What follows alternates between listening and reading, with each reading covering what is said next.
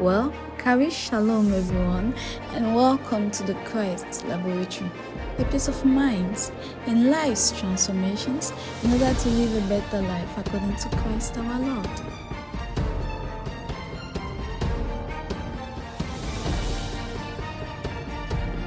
Shalom, grâce et paix à vous au nom de notre Seigneur Jésus-Christ, le frère Raphaël à votre service, qui est en train de vous entretenir sur qui est Jésus-Christ. Et précédemment, j'ai parlé de l'humanité de Jésus-Christ, qui était un homme. Et maintenant, je m'en vais vous parler de sa divinité. Parce que je l'ai dit, Jésus-Christ est 100% Dieu, 100% homme. Maintenant, 100% homme, comme je l'ai dit, il avait faim, il avait soif, il se mettait en colère, il dormait, il pleurait, il a pleuré. Oui, donc, en fait, pour montrer qu'il avait des émotions, il avait une sensibilité humaine. Maintenant, sa divinité. Nous voyons dans Marc chapitre 2, du verset 5 au verset 11, et l'histoire de ce monsieur dont ses amis l'ont porté. Et comme il ne trouvait pas de place là où Jésus se trouvait, ils l'ont fait passer par le toit de l'endroit où Jésus se trouvait. Et la Bible nous rapporte que Jésus lui a dit, tes péchés te sont pardonnés. Et tous ceux qui étaient là ont crié, mais blasphème, qui peut pardonner les péchés si ce n'est Dieu? Et il y a un autre passage de Luc chapitre 7, verset 48, à partir du verset 48, où nous voyons justement cette femme qui entre chez Simon le pharisien qui avait invité Jésus chez lui. Et cette femme entre là-bas et se prosterne devant Jésus, coule les larmes sur les pieds de Jésus, essuie ses pieds et oint Jésus, les pieds de Jésus, autant pour moi, du parfum qu'elle avait acheté, et commence à lui faire des baisers sur ses pieds. Et Jésus lui dit, tes nombreux péchés te sont pardonnés. Également, les gens se sont exclamés. Rappelons-nous que Jésus-Christ lui-même l'a dit, si le Fils de l'homme t'affranchit ou alors te rend libre, tu es véritablement libéré. Si le Fils de l'homme t'affranchit, tu es réellement libre. Donc ça nous montre la divinité de Jésus-Christ. Nous avons un autre exemple où Jésus dit, il a le pouvoir de donner sa vie et de la reprendre. Le pouvoir de donner et de la reprendre. Et nous l'avons vu. Nous l'avons vu qu'il est mort et la façon qu'il meurt a impressionné même le Romain qui était là, le soldat romain qui était là. Parce que après avoir dit à son père, entre tes mains, je remets mon esprit, il est mort. Instantanément. Et le troisième jour, il est ressuscité. Il est ressuscité le troisième jour. Il a démontré à l'humanité que, comme il avait dit, il peut donner sa vie et la reprendre quand il veut. Nous voyons également Jésus qui parle à André dans Jean chapitre 1, le verset 51. En fait, André, Nathanaël, et il leur dit que désormais, vous verrez le ciel ouvert, les anges monter et descendre sur le Fils de l'homme. Vous voyez, Jésus est en train de dire en d'autres termes que au travers de moi, vous verrez Dieu. Donc, Jésus sert de connexion ou de lien entre Dieu et les hommes. Un autre exemple, Jésus donne la vie. Rappelons-nous que il dit dans Jean chapitre 7, à partir du verset 37, il dit, venez à moi vous tous qui avez soif, et je vous donnerai de l'eau. Et il dit, celui qui croit en moi, des fleuves d'eau couleront de son sein. Des fleuves d'eau vive couleront de son sein. Des fleuves d'eau. Plus loin encore dans Jean chapitre 6, qu'est-ce qu'il dit? Jean chapitre 6 dit, je suis le pain, le vrai pain qui donne la vie. Vous avez mangé la manne. Oui, vos ancêtres ont mangé de la manne. La manne qui voulait simplement dire qu'est-ce que c'est. La manne veut dire qu'est-ce que c'est.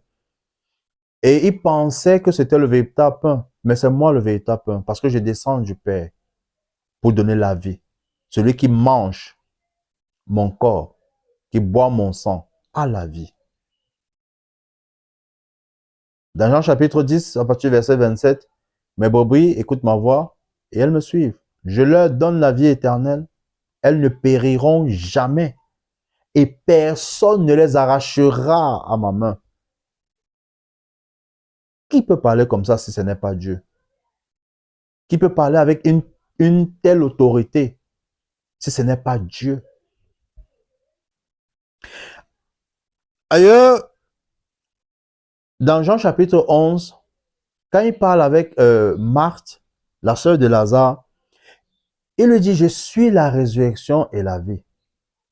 Celui qui croit en moi, même s'il meurt, vivra.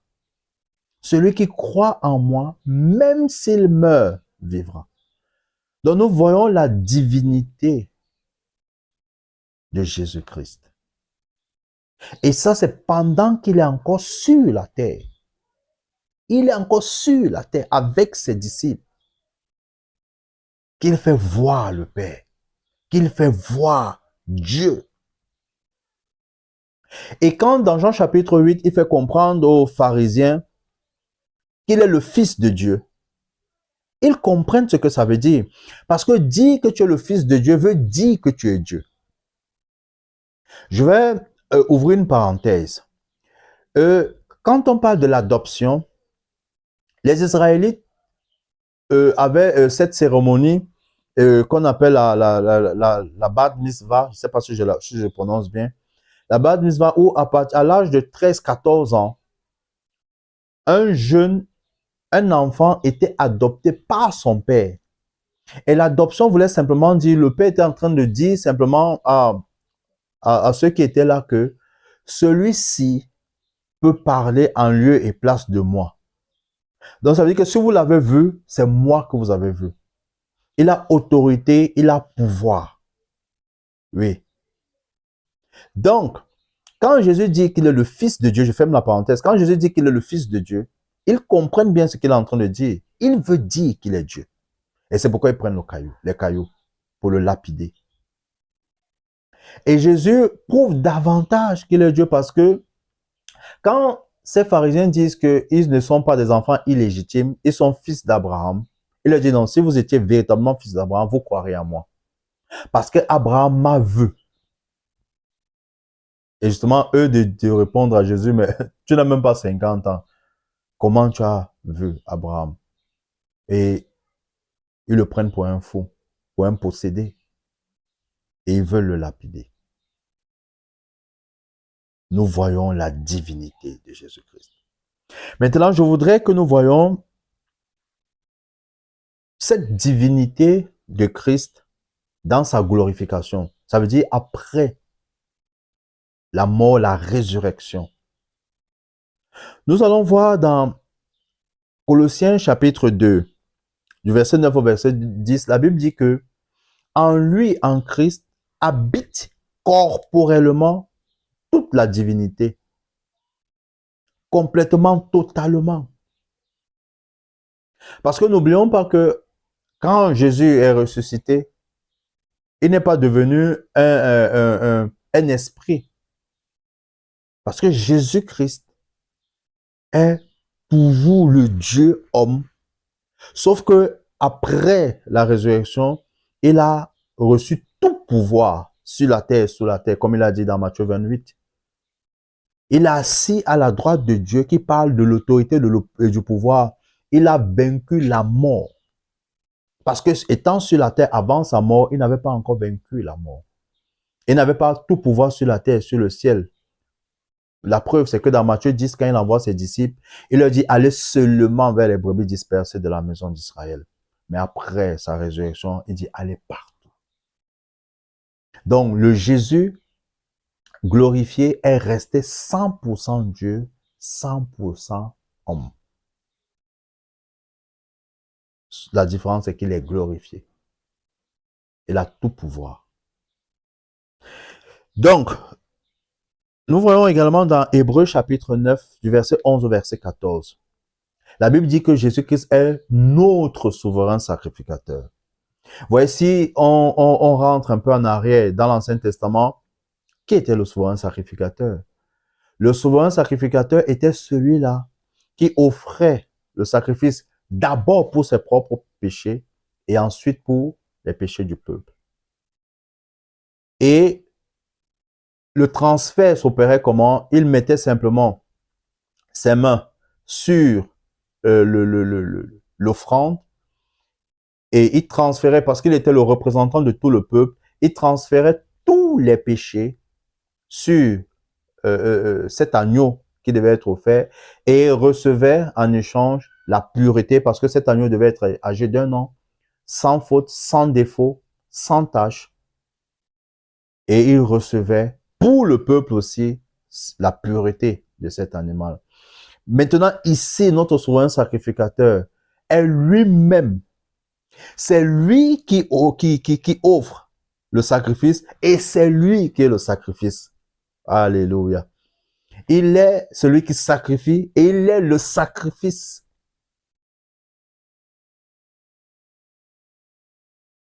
Il prend sur lui toutes nos bêtises, tous nos péchés, tous les péchés de l'humanité et il donne en échange sa sainteté, sa divinité, sa pureté. C'est pourquoi ceux qui croient en Jésus-Christ, ceux qui reçoivent Jésus-Christ comme leur Seigneur et Sauveur,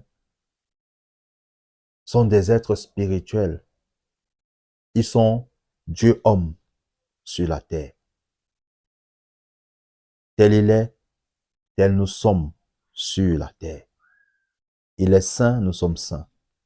Il est irrépréhensible, nous sommes irrépréhensibles. Il est irréprochable, nous sommes irréprochables. Il est excellent, nous sommes excellents. Il est parfait, nous sommes parfaits. Alléluia. Alors, nous voyons également que la Bible nous fait comprendre qu'il reviendra. Quand vous lisez 1 Thessaloniciens, le chapitre 4, du verset 16 au verset 17, il reviendra chercher son église. Et quand on parle de l'église, on parle de tous ceux qui ont cru en lui. On ne parle pas de bâtiment, on ne parle pas de dénomination. Parce que Jésus-Christ n'est pas une doctrine. Jésus-Christ n'est pas une religion. Jésus-Christ est la vie. Est la vie. Celui qui croit en Jésus a la vie. Il n'est pas membre d'une religion. Du tout. Ou bien d'une dénomination. Comme les gens se déchirent. Je suis pentecôtiste, je suis catholique, je suis... Jésus-Christ n'est rien de cela. Jésus-Christ est Dieu, il est la vie éternelle. Alléluia. Nous voyons également que Jésus-Christ, dans Hébreux chapitre 7, verset 25, oui, Romains 8, verset 34, que il intercède pour nous. Et intercéder pour nous veut simplement dire qu'il a pris notre place. Ça veut dire que lorsque tu parles à Dieu, Dieu ne te voit pas. Toi, ton nom, je vais dire Raphaël, mais Dieu voit son fils Jésus. Parce que son fils s'identifie en moi. Prenons un exemple, c'est dans Actes chapitre 9, quand il se manifeste sur le chemin de Damas à Paul qui s'appelait encore Saul, de Tarse, il dit, tu me persécutes. Et Paul est surpris de savoir, mais comment est-ce que je te persécute, Seigneur? Le Seigneur de lui dit, oui, ceux-là que tu persécutes, ceux-là même que tu vas pour emprisonner, pour ligoter, en fait, c'est moi que tu persécutes. Vous voyez, Jésus s'identifie en nous. Jésus s'identifie en nous. C'est pourquoi ce n'est pas nous, moi en tant que Raphaël, que Dieu voit, mais il voit Jésus-Christ qui a pris ma place, qui a payé à ma place, qui s'est donné à ma place. Dans Hébreux chapitre 2, Qu'est-ce que le verset 11 nous dit? Que celui qui sanctifie et ceux qui sont sanctifiés sont tous issus d'un seul. La suite, c'est pourquoi il n'a pas honte de les appeler frères. Il a pris notre place. Il a fait de nous ses frères, ses petits frères. Parce que lui, il est le grand frère. Lui, il est l'aîné. La Bible nous fait encore comprendre que c'est lui qui nous a réconciliés avec le Père, avec Dieu, son Père, notre Père. Il nous a réconciliés par le sacrifice. Maintenant, il faut noter que lorsqu'on parle de l'œuvre de Jésus, ce n'est pas seulement sa mort. Parce que s'il était mort et qu'il était resté dans le tombeau, on n'aurait pas la vie. C'est parce qu'il est ressuscité que nous avons la vie. Donc, il est mort, il est ressuscité. Et ainsi nous a réconciliés avec Dieu. Nous avons la paix avec Dieu. Selon Romains chapitre 5, le verset 1. Nous avons la paix avec Dieu. Jésus-Christ est 100% Dieu. Il est 100% homme. Restez connectés pour la suite.